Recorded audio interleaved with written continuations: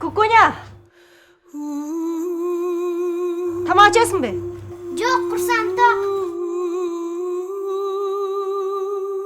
О, жаным менің, жаным.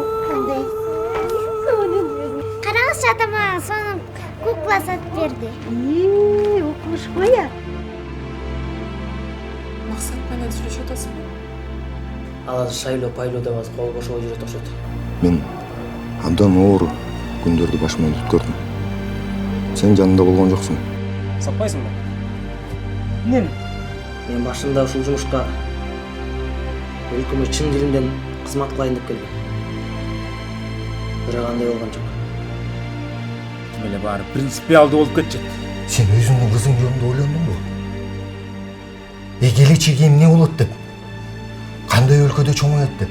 Кандай жашайт деп?